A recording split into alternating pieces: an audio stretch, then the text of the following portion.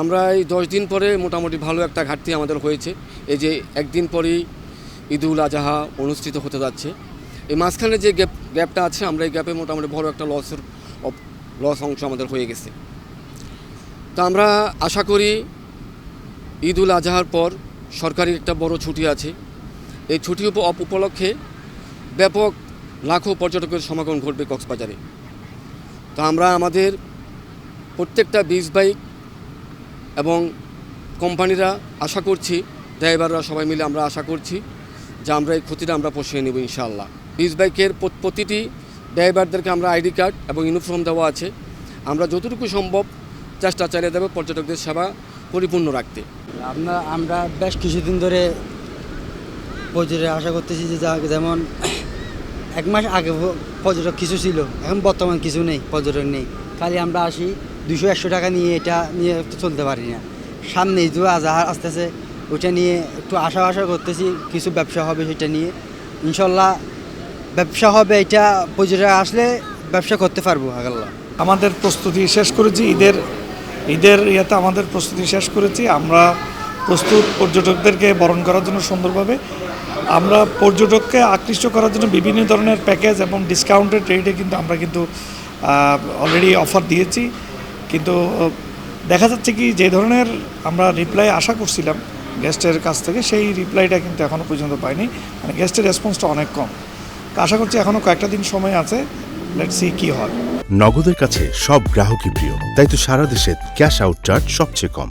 প্রতি ঈদে এবং কোরবানিতে আমাদের প্রচুর পরিমাণ কক্সবাজারে পর্যটক আসে। আমরা এবারও আশা করতেছি কক্সবাজারে অন্যান্য বছরতে অধিক পরিমাণ পর্যটক আসবে, কারণ এবারে ট্রেন সংযোজন এবং কক্সবাজারের যে অবকাঠামোগত উন্নয়ন এবং ইন্টারন্যাশনালি যে কাজগুলো হয়েছে এবং বিশেষ দীর্ঘ সমুদ্রবন্দর দেখার জন্য লোকজন তাদের পরিবার নিয়ে চলে আসবে বলে আমরা মনে করি।